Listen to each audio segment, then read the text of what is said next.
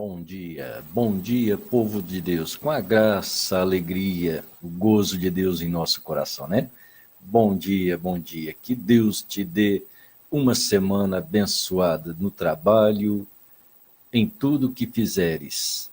Tenha a prosperidade e a bênção de Deus. Mais uma semana iniciada, né? Já segundo dia, partindo para o trabalho.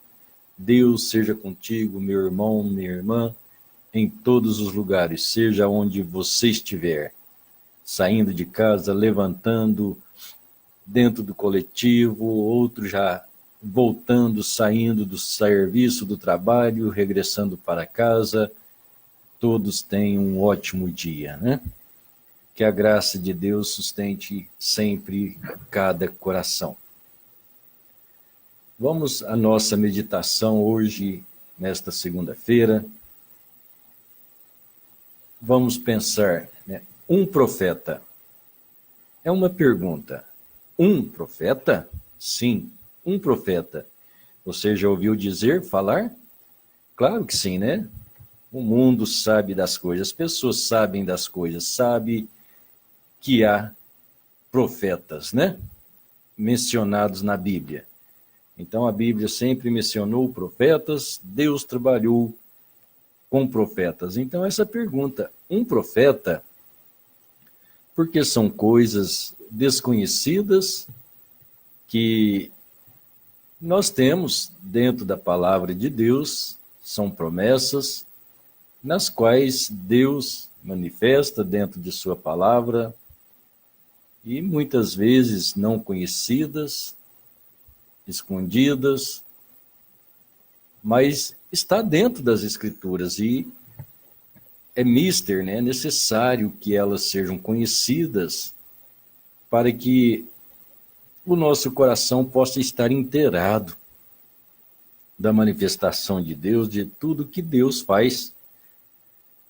Já temos falado, né, um pouquinho sobre profetas, profeta vindicado, aquele com um dom celestial dado por Deus para previsões, visões, dizer acontecimentos, embora a maioria de acontecimentos, né, já temos dentro da Bíblia, fatos narrados de acontecimentos que devem acontecer, então essas são as profecias bíblicas e tudo que Deus previu desde a eternidade devem acontecer dentro dessas narrativas bíblicas, né?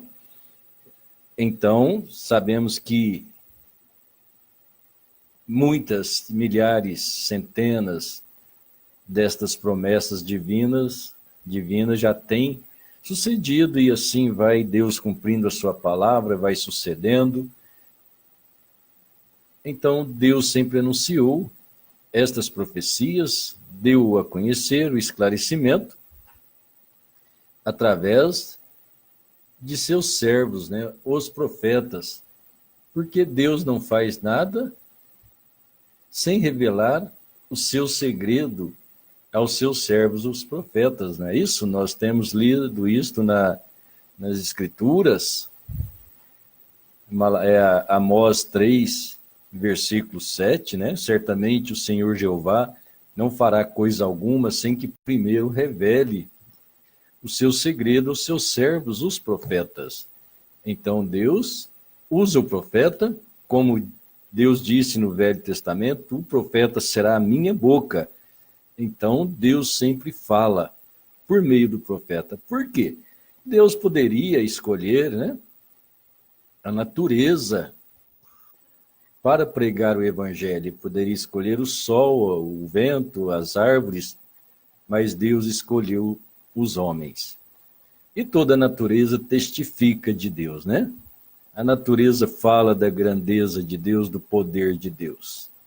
Vamos tomar um exemplo simples esta manhã e ver esta maravilha de Deus, que tem acontecido já hoje, né? Ontem nós vimos o sol nascer, vimos o sol se pôr. Então hoje, daqui a pouquinho ele vai nascer outra vez. Então, olhando ontem, de manhã o sol nascendo, à tarde ele morrendo. Passa toda a noite, agora pela manhã, ele nascendo de novo. Olha aí, morte e ressurreição de nosso Senhor Jesus. Então, assim, a natureza testificando desta grandeza de Deus. Mas Deus quis tomar o homem, e até mesmo Deus se fez homem para nos salvar e manifestar-se em nosso meio.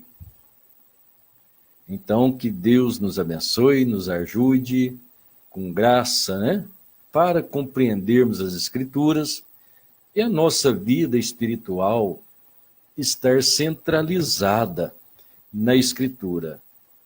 Mais uma vez, eu lhe peço, em nome do Senhor Jesus, sede paciencioso, tenha bom senso e analise, averigua a palavra de Deus, porque é dentro desta palavra que nós temos vida eterna. É ela que testifica para nós do poder de Deus. Então, como diz o Senhor Jesus, examinai. Então, tenhamos bom senso para o exame das Escrituras, examinar essas Escrituras e assim estarmos conscientes do que Deus está dizendo dentro da sua palavra e deixar Deus esclarecer através da revelação, através da fé em nossos corações, em que é a maneira que Deus trabalha e edifica a sua igreja, é dentro desta palavra. Dentro desta palavra que nós vamos obter vida eterna e vamos obter também o julgamento. Então, nós olhamos dentro das Escrituras a mesma arca em que salvou Noé, é a mesma arca que deixara os filhos dos homens se afogarem nas águas. A mesma chuva que levantou a arca para salvar a Noé foram as mesmas águas que afogaram aqueles incrédulos que não puderam crer em Moisés, me perdoem, Noé, e entrarem na arca. Então é a mesma Bíblia que nós temos, seja qualquer religião, todas elas serão julgadas por esta palavra. Até mesmo aqueles que dizem que a Bíblia está errada, que ela foi escrita por um sistema religioso que está errado. Estes que professam isso também serão julgados por esta mesma palavra de Deus. E nós encontramos dentro desta palavra a vida eterna. Se ela é escrita errada ou certa, é a palavra de Deus que nós temos em mãos. Aqueles os quais que alegam que foram escritos pelo sistema romano, ela condena até mesmo o sistema romano dentro de sua crença, dentro de suas idolatrias e tudo que eles praticam, ficou dentro desta Bíblia e é a mesma Bíblia que eles usam. Então ninguém ficará escuso diante de Deus mediante as Escrituras. E estas Escrituras, então precisamos ser pacienciosos, precisamos ser cautelosos e precisamos ter fé nesta palavra e assim examinar sempre as Escrituras. Examinar com fé, olhando, comparando e deixando Deus falar. Se você não obter fé da palavra de Deus, você não será esclarecido. Se a dúvida pairar primeiro, então você nunca poderá crer. É somente crer nesta palavra e deixar Deus se esclarecer. Então Deus sempre enviou profetas, nós já falamos, né? E através dos profetas, Deus esclarecia-se a Israel, seu povo, Deus manifestando através de seus profetas. Então a Escritura diz assim, vamos à leitura do livro do Evangelho de Mateus, está relatado assim, e partindo eles, começou Jesus a dizer às turbas a respeito de João, que foste ver no deserto? Uma cana agitada pelo vento? Sim, que foste ver? Um homem ricamente vestido? Os que trajam ricamente estão nas casas dos reis. Mas então o que foste ver? Um profeta? Sim, vos digo eu, e muito mais que um profeta, porque é este de quem está escrito: eis que diante de mim envio o meu anjo, que preparará o caminho diante de ti. Em verdade vos digo que entre os que têm nascido de mulher, não apareceu alguém maior do que João Batista, mas aquele que é menor no reino dos céus é maior do que ele. E desde os dias de João Batista até agora, se faz violência para o reino dos céus, e pela força se apodera dele. Porque todos os profetas e a lei profetizaram até João. Se quereis dar crédito, então este é o Elias que havia de vir. Muito bem. Isso é um esclarecimento que o Senhor Jesus estava trazendo ao povo judeu, mostrando que João Batista era um profeta. Entre os nascidos de mulher não havia um profeta maior do que João Batista, mas o menor no reino dos céus era maior do que João. Então o Senhor mostrando que João era um profeta, ele não era uma cana agitada pelo vento, não era um pregador que vive aqui e ali trocando de denominações, mas ele era um homem postado, firmado com a palavra de Deus. Ele era um profeta. Então é isto, né? E nós vemos que este era o Elias que devia vir, disse o Senhor Jesus falando no verbo passado, este é o Elias que devia vir. Porque João Batista havia sido morto. Quando João Batista, o profeta, foi morto, logo o Senhor Jesus entrou em cena com o ministério messiânico, né? E ali estava, como já temos falado, Deus em carne, o Deus profeta, Deus manifestando-se, dando a conhecer o homem como um ser humano, para salvar a cada um de nós. E ele sempre se intitulou e mostrou a si mesmo como o Filho do Homem, ou seja, um profeta, porque Israel eram peritos em profetas, conhecedores de manifestações proféticas, e quando eles viram o Messias, eles sabiam que ele era um profeta. Então, assim, ele foi manifestado, né, como Deus profeta e falando de profetas. Então nós temos a escritura de Malaquias, capítulo 4, versos 5 e 6, onde o profeta Malaquias também escreveu: eis que vos enviarei o profeta Elias, antes que venha o grande e terrível dia do Senhor. E ele converterá o coração dos filhos, ele converterá o coração dos pais aos filhos, e o coração dos filhos a seus pais, para que eu não venha e fira a terra com maldição. Pois bem, isto é uma escritura, está no Velho Testamento, e há muitos que dizem que esta escritura ela é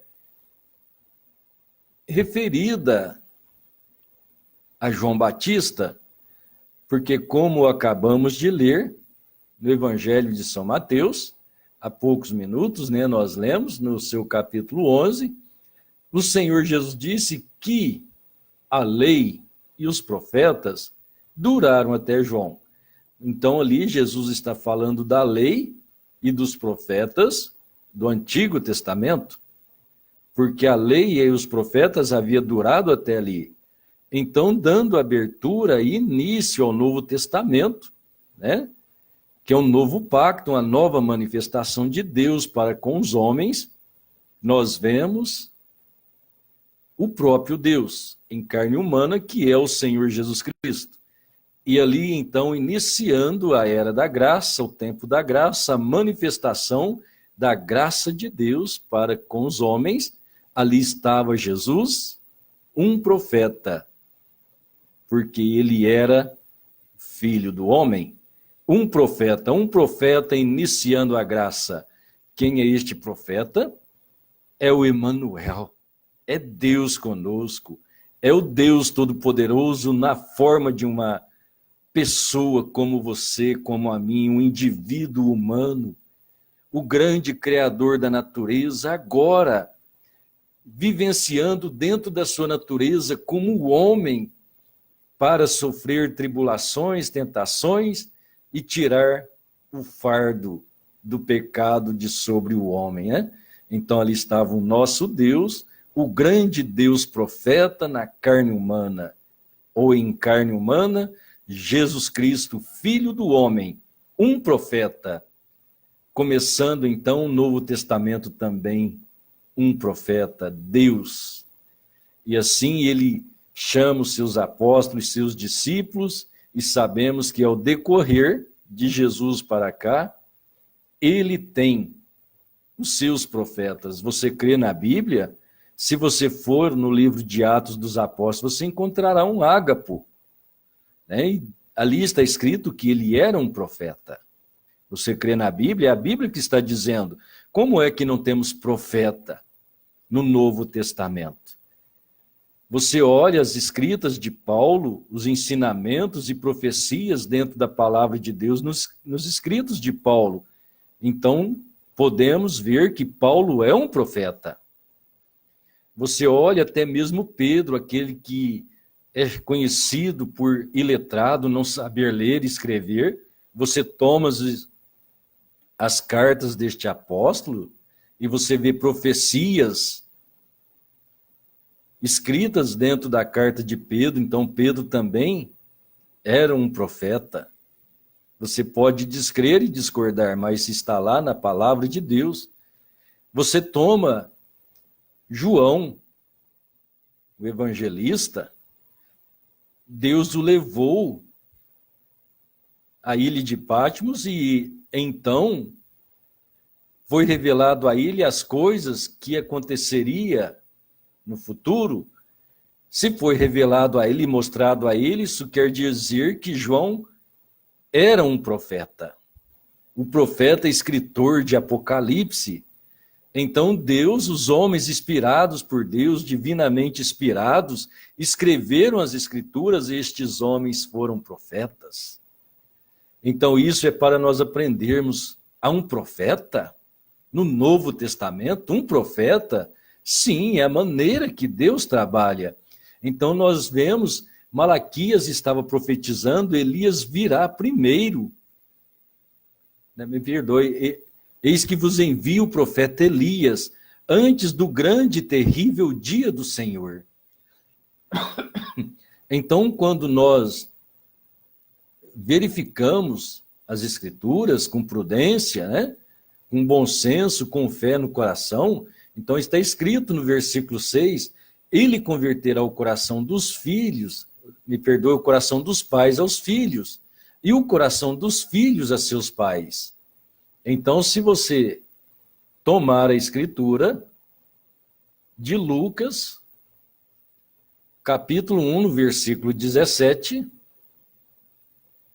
você pode ler, o Senhor Jesus, a narrativa lá estava, e irá diante dele em espírito e virtude de Elias, para converter os corações dos pais aos filhos, e aos prudentes e aos rebeldes a prudência dos justos, com o fim de preparar ao Senhor um povo bem disposto. Então, ali estava Deus testificando, mostrando através da sua palavra, desse profeta Elias, que é o João, que veio, então, aqui nós encontramos que ele veio para converter o coração dos pais aos filhos. Então, quem é os pais? São os pais, os da lei, a convertê-los a filhos da graça. Então, você vê que João veio e cumpriu este ministério, então ficou faltando um ministério que converteria o coração dos filhos a seus pais. Mas João cumpriu a metade, então falta a metade. E depois, então, se você encontra em Mateus 17, bem logo após o monte da transfiguração, a manifestação, a transfiguração do Senhor Jesus, os apóstolos falando com ele, que os apóstolos tinham visto? Eles tinham visto ali no monte da transfiguração Moisés e Elias com o Senhor Jesus. Então, quando terminou aquela visão, os apóstolos perguntaram, não é necessário, não é mister que Elias venha primeiro? Então Jesus esclarece, Elias virá primeiro e restaurará todas as coisas. Então, ele está falando de uma restauração, e Elias virá, ele falou em termos futuros, né? Mas ele, depois, se você prossegue lendo, ele diz, se Elias já veio e não conheceram, né? Mas eu vos digo que Elias já veio e não conheceram, mas fizeram-lhe tudo o que quiseram, assim farão também padecer o Filho do Homem. Então os discípulos entenderam que ele lhe falara de João Batista. Quando é que ele falou de João Batista? Elias já veio, mas um pouquinho antes, se você olhar a Escritura, ele disse, Elias virá. Elias virá, futuro, e restaurará, né? Depois estaremos falando destas restauração feita através do profeta Elias. Por quê? Senão a Bíblia ficaria sem sentido. Então Deus não escreve a sua palavra à toa, e ela é para alcançar o coração dos que creem. Então precisamos crer e ter fé na palavra de Deus e nas suas manifestações. Então, quando a Bíblia fala de profeta Elias, fala-se de uma manifestação profética. Está falando de profetas. E é justamente o que nós vimos, Elias com Jesus lá no Monte da Transfiguração. Agora, como? Então, você pode entender que quando Deus arrebatou Elias, porque Deus ia usar aquele ministério, aquele espírito de Elias, 5 vezes.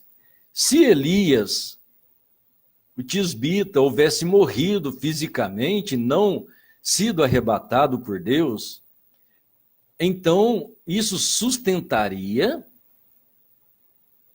a doutrina de reencarnação.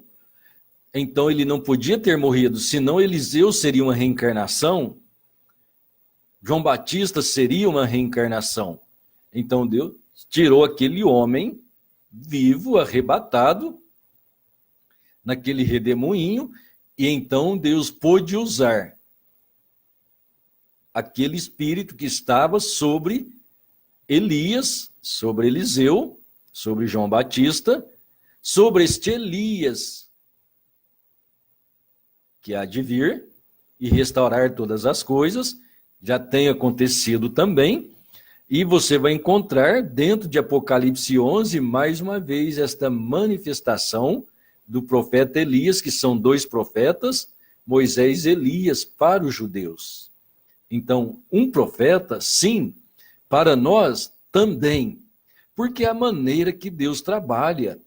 Deus não poderia trabalhar com judeus através de profetas e chegar aqui aos gentios e trabalhar por meio de uma religião.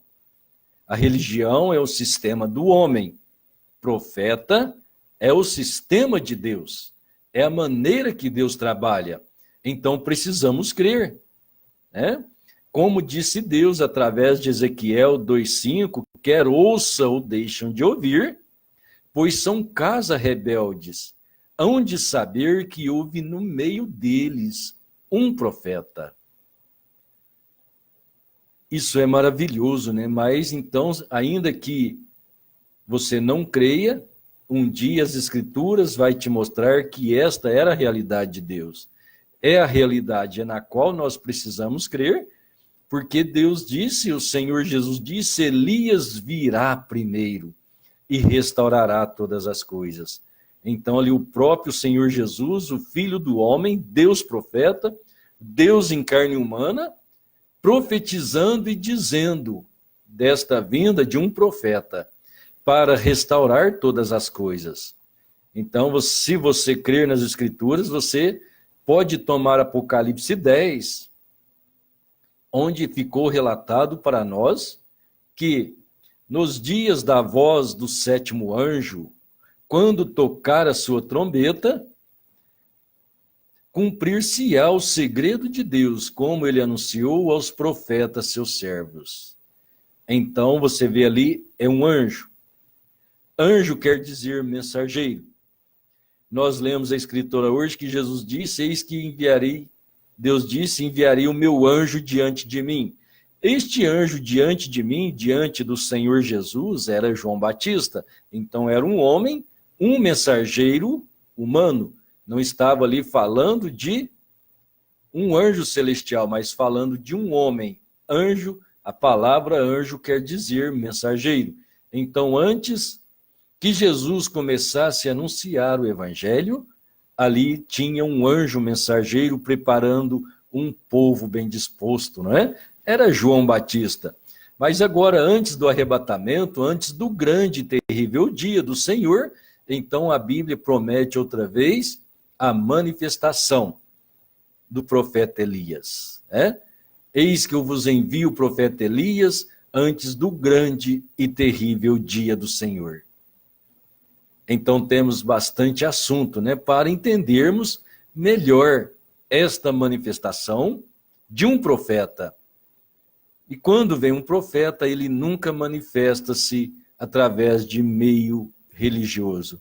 Deus sempre trabalha fora do sistema de religião. Então que Deus te abençoe, Deus te dê graça para compreender as Escrituras e assim não estarmos ociosos e nem vivendo segundo pensamentos religiosos, mas que possamos estar vivendo segundo a fé na palavra de Deus. E assim Deus sustentando o nosso viver. Que Deus te abençoe, te dê graça, fortaleça sua fé. O nosso intento não é fazer você descrer da palavra de Deus, mas você crescer em conhecimento, porque a Bíblia disse também, Oséias capítulo 6, no verso 3, ou 3, verso 6, né? Agora não me lembro, mas conheçamos o Senhor e prossigamos em conhecer. Deus é infinito, Deus não é estagnado, ele não fica parado, então nós podemos conhecer mais e mais de Deus, depende de crermos em sua palavra e não nos apegarmos em nossos pensamentos e nem limitar Deus. Mas é tomar Deus dentro da ilimitação eterna, que ele é eterno, e assim ele se esclarecer a cada um de nós. Deus te abençoe, te dê um bom dia, um bom trabalho, sempre meditando e buscando o reino de Deus. Que você seja abençoado. Vamos fazer uma oração neste momento? Vamos orar? Talvez você tenha um problema, uma enfermidade, alguma coisa, você deseja a cura? Ele ainda é o mesmo, o Jeová Rafá, ou seja, aquele que te sara, né? O curador. Deus disse, eu sou o Senhor que te sara. Então ele é o mesmo curador.